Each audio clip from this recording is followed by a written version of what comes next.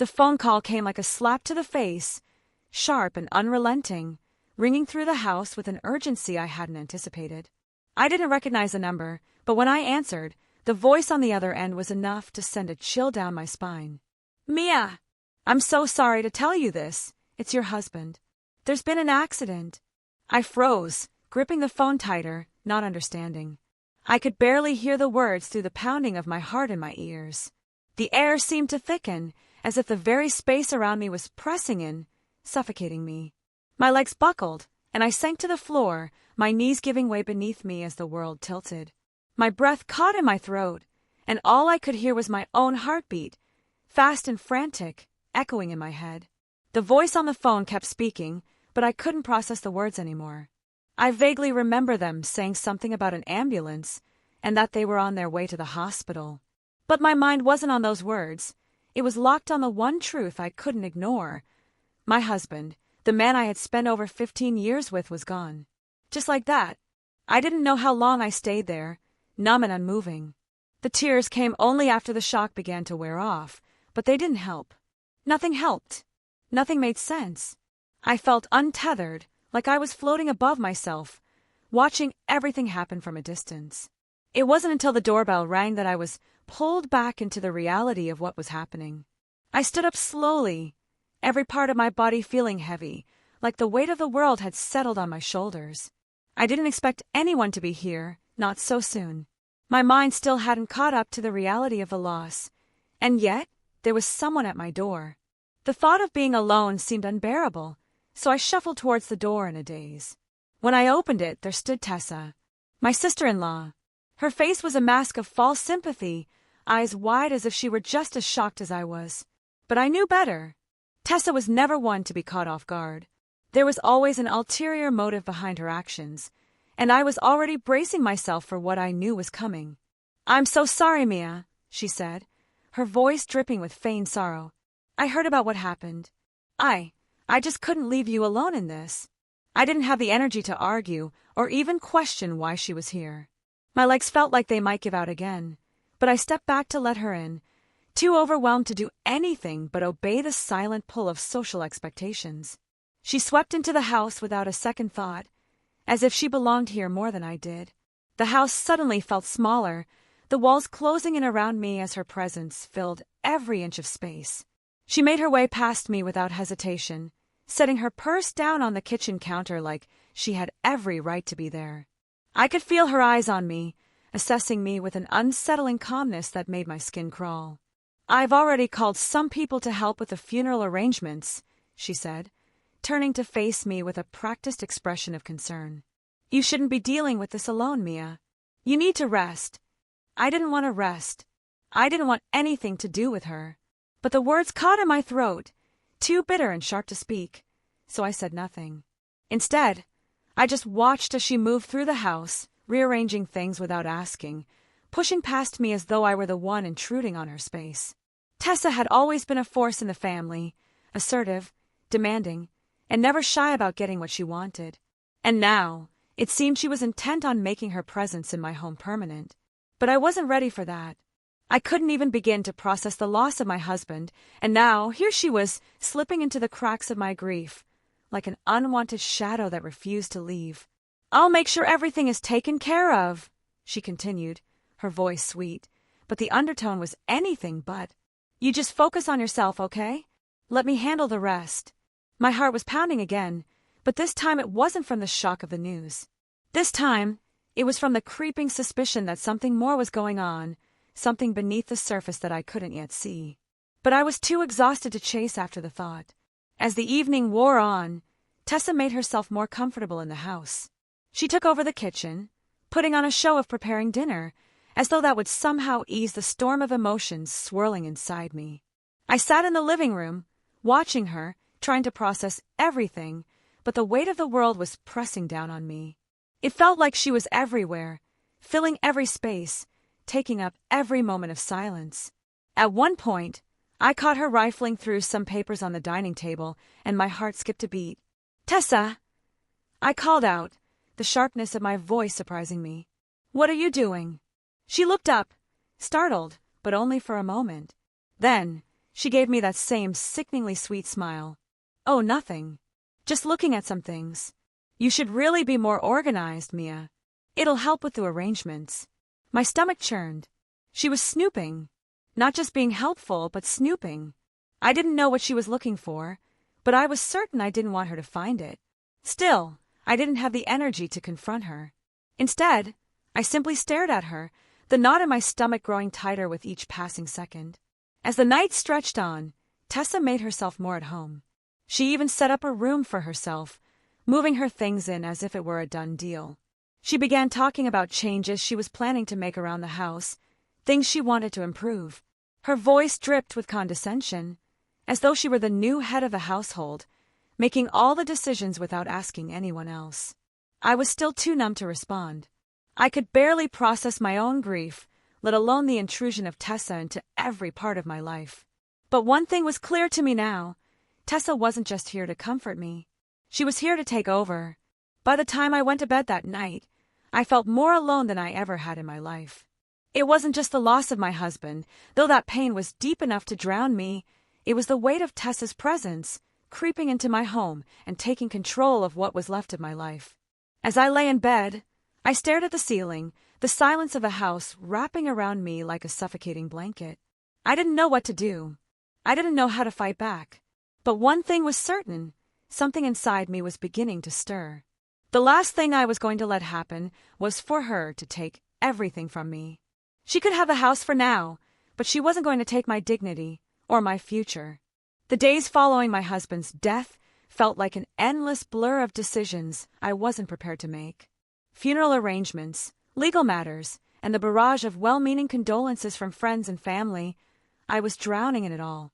But through the haze of grief, one thing began to stand out: Tessa's behavior. Subtle at first, but unmistakably manipulative as time went on. It wasn't just that she was always around, though her constant presence felt like an invasion. It was the little things, small comments, side glances, casual suggestions, that made my stomach churn. She had a way of positioning herself as my savior, my only ally in the midst of everything falling apart. But there was something more beneath the surface, a quiet greed that was starting to make itself known. It started with the paperwork. It was barely a week after the funeral when she casually mentioned one afternoon, "You know, Mia, I could help you go through everything. There's a lot to sort out with the house and all the accounts. You're already under enough stress, and we wouldn't want you to miss anything important, would we?" Her voice was sweet, almost too sweet, and I could hear the underlying assumption that I was incapable of handling things on my own. I was exhausted, emotionally and physically drained from everything, so I agreed. What harm could it do? I told myself I just needed a moment of peace, a little break from it all. But it didn't take long for me to realize that Tessa wasn't just helping, she was taking control. The first real red flag came when she suggested we update the beneficiary information on my husband's life insurance policy. "It's just a formality, really," she said, handing me the form to sign without explaining much. "We can have everything sorted so quickly, Mia. It'll just make everything easier for you." I paused, staring at the form, something nagging at the back of my mind. My husband had always been meticulous with our finances, always made sure everything was in order. Why would I need to change anything so suddenly? But Tessa's persistent smile and the pressure in her tone made it hard to question her. I signed the paper, still unsure but too overwhelmed to push back. It was the first of many times I'd signed something without fully understanding it. A week later, Tessa dropped another bombshell.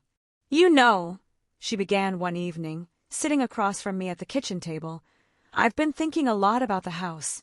It's really too much for you to handle on your own now, Mia. You're grieving, and I can't help but think it might be better if you just let me take over for a while." I froze, my fork halfway to my mouth, as the words hit me like a wave. "What do you mean? Take over?" I asked, trying to mask the tremor in my voice. "Just temporarily, of course," she responded, brushing her hair back and looking at me with what seemed like genuine concern. "I can manage things while you get back on your feet. We can make a few changes around here. You need someone to take charge. It's just the right thing to do." My mind raced. It was the first time she had spoken so blatantly about what she wanted, but it wasn't the last. Over the next few days, Tessa's suggestions began to feel more like demands. She casually mentioned things like selling the house, refinancing, or updating my husband's investment accounts, all under the guise of helping me. I wasn't blind, but the grief I was drowning in made it hard to see clearly. I began to second-guess myself, questioning my ability to handle everything. What if she was right? What if I was making things more difficult than they had to be? It wasn't until one evening when I found her going through my husband's personal files that I realized just how deep her manipulation had sunk. I had been in the bedroom, scrolling through messages on my phone, when I heard a faint sound in the hallway. It was soft, almost like paper rustling, and I instinctively got up to investigate. As I stepped into the hallway, I saw her standing by the file cabinet in the living room, flipping through documents with quick, practiced motions. My breath caught in my throat. "Tessa," I said, my voice sharp with confusion and frustration. "What are you doing?" She whipped around, startled, but quickly covered it up with a smile. "Oh, Mia, I'm just organizing things for you. You really should keep these things in order, or you'll never be able to find anything when you need it." She stepped back, blocking my view of the open drawer. "I've already gone through most of it, just making sure everything is up to date." The defensiveness in her voice was too much. It was as if she were caught in the act, but she thought I wouldn't notice. And something about the way she stood there, trying to play it off as nothing, triggered something inside me. I had trusted her. I had let her into my life, my home, and now she was snooping through the very things that tied me to my husband. It was crossing a line, and deep down, I knew I had to confront it. "I'm capable of handling my own paperwork, Tessa," I said, my voice trembling slightly but firm. "Please don't go through my things without asking." She raised an eyebrow, clearly taken aback by my sudden defiance. "Of course, Mia. I just thought I was helping. No need to get upset." Her voice was smooth, but there was an edge to it now, something that felt off. The conversation ended there, but the unease stayed with me. That night, I lay in bed wide awake, staring at the ceiling, the quiet of the house feeling too loud. I replayed every moment with Tessa over the past few weeks, every suggestion, every decision she had pushed me toward. It was all starting to add up. The next morning, I went into my husband's office, determined to see for myself what Tessa had been looking at. As I pulled out the papers from his drawer, my heart sank. Tessa had taken out documents I didn't recognize, investment accounts, insurance policies, legal paperwork that didn't belong to me. She had already begun the process of rewriting our future, as if my grief had made me invisible, incapable of standing my ground. I knew I had to act. I didn't know what to do yet, but I knew one thing for sure. Tessa wasn't here to help. She was here to take control, to make sure that when the dust settled, she'd be the one standing at the top with everything I had left, everything I hadn't even thought to protect. The worst part, I had let it happen, but that was about to change. No more signing things without reading them. No more trusting her blindly. I was going to take back what was mine, even if it meant fighting the very person who had once been family. It wasn't until I sat down at my husband's desk, staring at the paperwork Tessa had carelessly left behind, that I began to fully understand the depths of the situation. The documents, scattered across the table like pieces of a puzzle, were far more than just insurance policies and investment forms. There were trust documents, legal contracts, and deeds, things that seemed so mundane, yet they felt like a time bomb waiting to go off. I sifted through the papers, each one carrying a weight that threatened to crush me. But one document caught my attention immediately, a legal contract between my husband and Tessa. My heart skipped a beat as I read the words, each one sinking deeper into my stomach.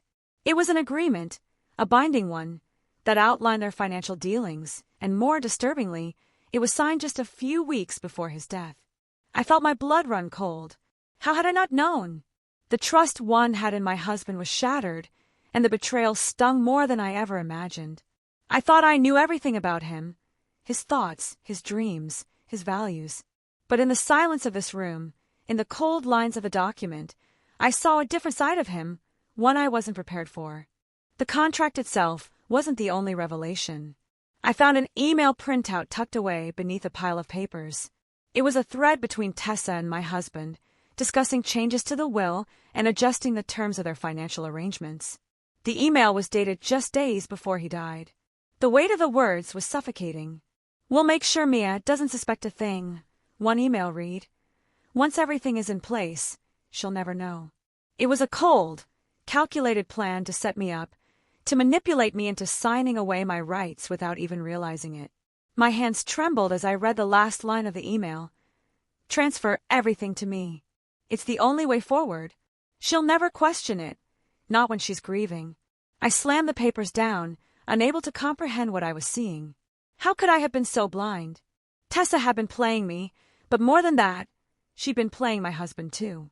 This wasn't just about the house or the money, it was about something far darker, something I hadn't even begun to grasp. The realization hit me like a freight train. There were hidden clauses in the trust, legal loopholes designed to transfer assets to Tessa under the guise of helping me. The more I read, the more the picture came into focus. My husband had set it all up. He had planned for me to be left out, to not even know what was going on until it was too late. And it was almost too late. I had to act fast. I could feel the weight of the situation pressing down on me. I needed to consult a lawyer, but I knew that Tessa wouldn't just let me waltz into a law office without raising suspicion. She was too calculating, too clever. I needed to find a way to gather my evidence without her knowing I was on to her. The first step was to protect myself, to ensure that the documents I had found wouldn't disappear the next time I turned my back. I locked them in a drawer, making sure no one could access them without my knowing. Then, I began making calls, searching for a lawyer who could help me navigate this maze of lies and legal traps. It wasn't easy. Every lawyer I spoke to wanted to know more about the situation. Why was I suddenly questioning my late husband's intentions? Why hadn't I caught on sooner? The questions stung, and I could feel myself growing defensive. But every legal expert I spoke to echoed the same advice: you need to move quickly. It was when I found a lawyer willing to take on my case that things started to shift. His name was Jonathan Graves, a sharp, no-nonsense attorney with a reputation for digging into financial corruption. After explaining the situation to him, he asked me one simple question: "Do you have proof?" I hesitated. I didn't want to admit how long I had been in the dark. But I nodded, showing him the papers I had gathered. "This is just the beginning," I said, feeling a surge of determination. "I need to know if there's anything else hidden, anything Tessa and my husband kept from me." Jonathan studied the documents, his brow furrowing with concentration. "This isn't just about inheritance," he said quietly, his voice grave. "This is about manipulation, exploitation, and possibly fraud. We need to get this in front of a judge, fast." For the first time in weeks, I felt a sense of control.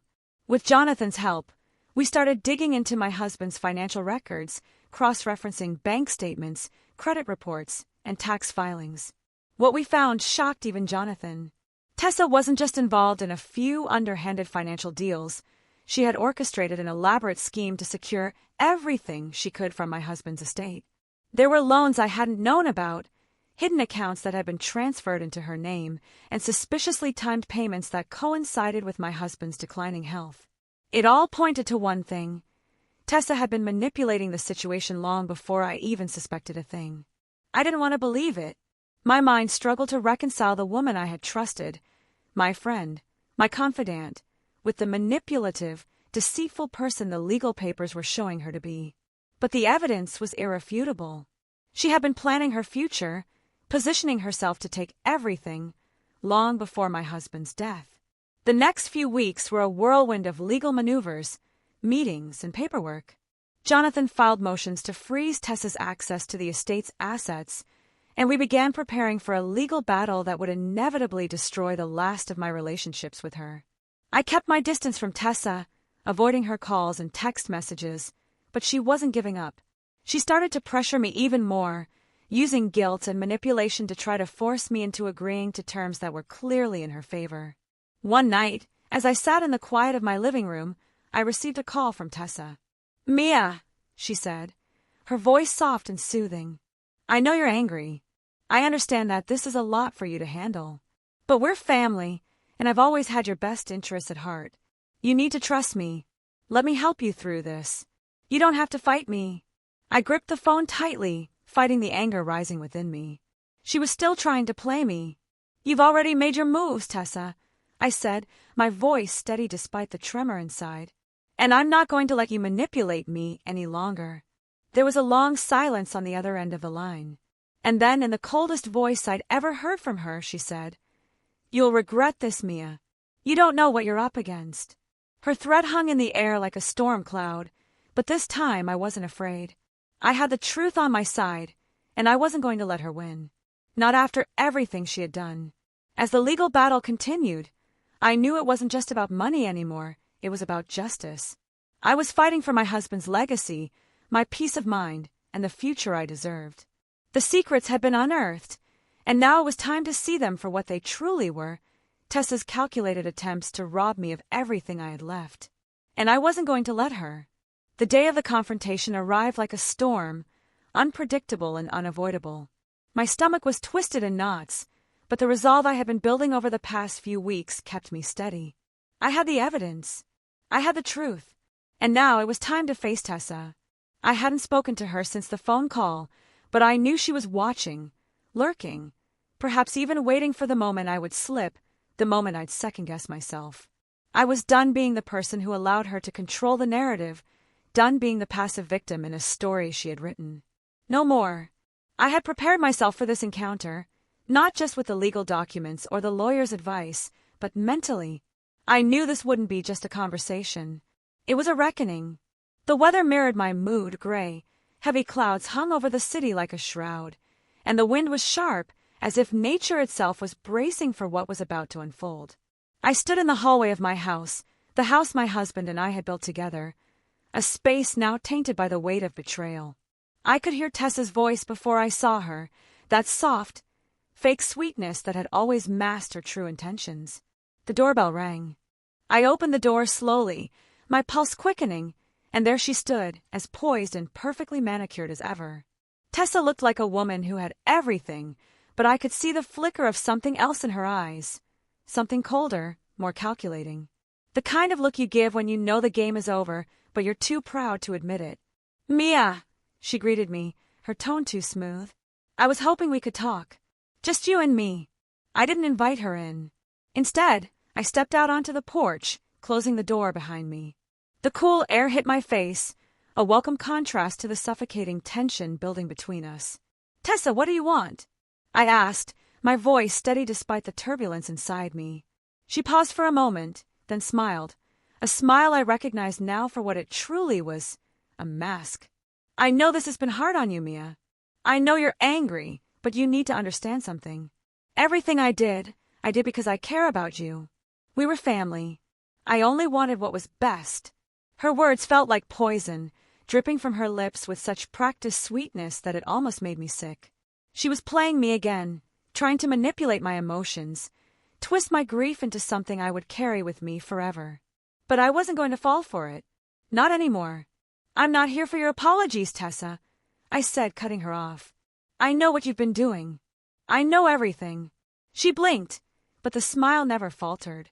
"What do you mean?" "Don't play dumb," I snapped. "I found the contracts, the emails, the financial records. You've been planning this for months. You've been using me, using my husband, to get your hands on everything. You think I wouldn't figure it out? Think again." Her eyes narrowed, the facade slipping for a moment. "You don't know what you're talking about." "Really?" I raised an eyebrow, stepping closer to her. "Then explain the email where you and my husband are planning to transfer everything to you. Explain the loans, the bank accounts, the transfers to your name right under my nose. I've got it all, Tessa. I've seen the truth." The color drained from her face, but she quickly regained her composure. "You don't understand, Mia. You never understood." Her voice dropped, becoming sharper, colder. "You were always so naive. You were too busy living in your perfect little world, thinking everything was fine, while I was the one making sure you had everything you needed. I was always there for you, Mia. Always." Her words hung in the air, and for a moment, I could almost hear the vulnerability beneath them. It was a play for sympathy, a last-ditch attempt to make me question myself. But I wasn't buying it anymore. "You weren't there for me," I said, my voice low but firm. "You were there for yourself.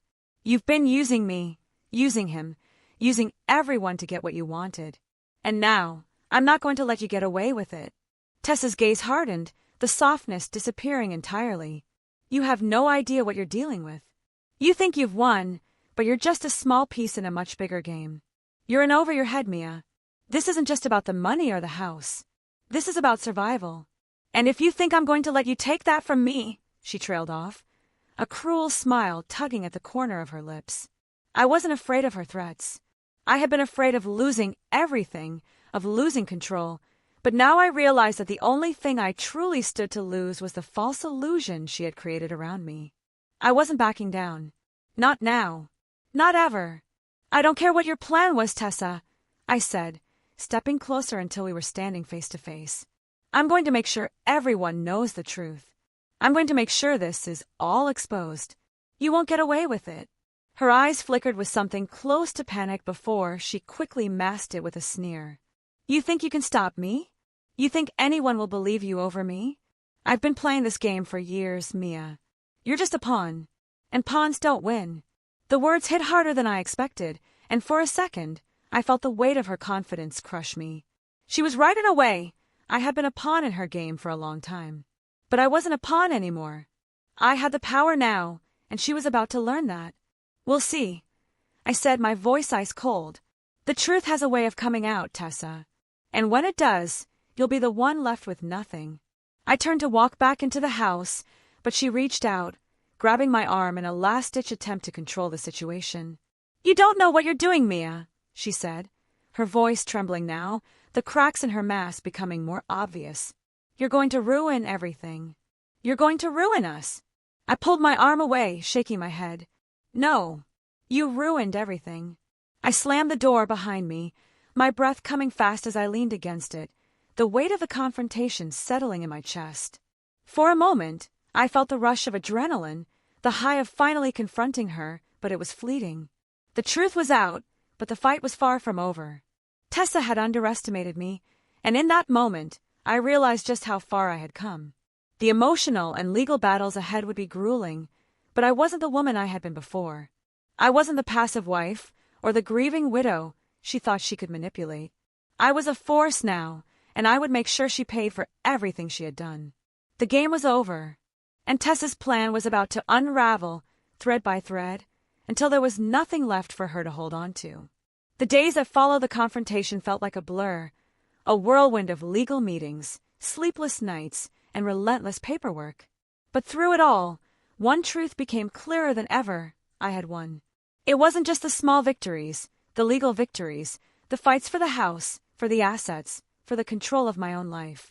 It wasn't just about proving Tessa's manipulation and taking back what was rightfully mine. No, the real victory lay in something deeper, something personal. I had stepped into a version of myself I never thought possible. Every time I stood up in that courtroom, every time I reviewed another stack of evidence, I felt this quiet, steady shift within me. I had been broken once, devastated by betrayal, unsure of who I was or where my life was heading. But now I was becoming the woman I had always hoped I could be: strong, decisive, unapologetically bold. The day the judge signed the final ruling, a weight lifted from my chest. It was official. Tessa's plan had unraveled completely. The money, the house, the assets, all of it was now under my name, untouched by her manipulations. She had lost, and while I should have felt triumphant, the truth was that the feeling of victory was bittersweet. It was a hollow victory because no amount of money or possessions could undo the scars of what had happened. I had exposed the truth, yes, but in doing so, I had also lost something precious: the illusion of trust. I could never look at Tessa the same way again. That was the price I had paid for the truth. But the real cost was to myself. I had become someone I wasn't sure I recognized. As I walked out of the courtroom that day, a strange mix of emotions swirled inside me. Relief, but also a deep, almost painful clarity. I was free. I had reclaimed my life. And yet, I felt like a different person, someone who had been broken and remade. My steps were heavier, slower than they had ever been before, but with each step, I realized how much I had changed. No longer would I shrink in the face of adversity. No longer would I let fear dictate my choices. But the journey didn't end there. I still had to face the aftermath, the process of rebuilding, Not just my life, but my sense of self. I had spent so many years living in the shadows of other people's expectations, always trying to be the good wife, the good daughter, the good friend. But I had lost sight of who I truly was in the process. It wasn't just about revenge anymore. It wasn't about winning in the traditional sense. It was about something far more profound, rediscovering my own voice. I found myself standing in front of the mirror one morning, looking at the woman who had emerged from the wreckage. She was different. She wasn't the scared woman who had once believed Tessa's lies, who had let her dictate every aspect of her life. She was stronger. She had fought back. She had endured. I ran my hand over my reflection, almost as if to reassure myself that she was real. And in that moment I understood. Victory wasn't the legal papers, the bank accounts, or the final judgment. It wasn't the possessions that had once seemed so important. Victory was about the person I had become. And in a way, Tessa's betrayal had been the catalyst for that transformation. Without her, I would never have uncovered my own strength. Without her, I would never have been forced to break free. I thought about my future, what it might look like now. I didn't know. The world felt vast and full of possibilities, but at the same time, it felt terrifying. Who was I now? What did I want? The questions haunted me, but for the first time, I didn't feel like I needed answers right away. I had time. I had space. And most importantly, I had control. My mind wandered back to the house, the one I had fought so hard to keep. It was strange how something so material could hold so much power over me, but now that I had it, I didn't feel its weight. I didn't feel ownership over it, as if it had been part of the war instead of the home I had once dreamed of. I was learning that my identity was not tied to things or people. It was mine to define. I spent the following weeks slowly cleaning out the remnants of the life I had shared with my ex-husband. It was a symbolic gesture, a way to remove every last trace of the relationship I had outgrown. I threw away old photos, discarded the gifts, and even sold off furniture that no longer held any meaning. It felt like peeling off layers of skin, uncomfortable but necessary. I found myself questioning everything. How had I allowed myself to become so entangled in other people's plans? How had I not seen Tessa for what she was sooner? The guilt tried to creep in, but I shut it down. Guilt had no place here. I wasn't the one who had manipulated anyone. I wasn't the one who had played games. I had learned to forgive myself, something that seemed impossible only months ago. I had no more space in my heart for regret. The road ahead was mine to walk, and I wasn't going to spend it looking back. One evening, as I sat in the living room of my newly restructured house, I allowed myself a moment of peace. I wasn't worried about Tessa anymore. She had her consequences to face. Her manipulation, her lies, it had all caught up to her. I had survived. I had won. And now, it was time for me to finally breathe without the constant weight of fear on my chest. The phone rang, and I glanced at the caller ID.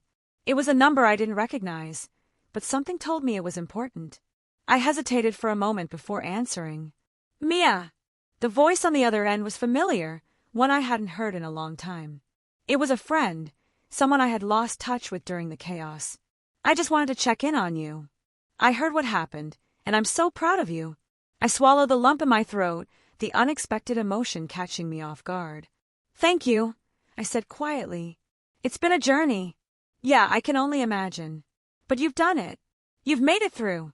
And in that moment, I realized something. I hadn't just made it through. I had come out stronger. I wasn't the same person I had been before.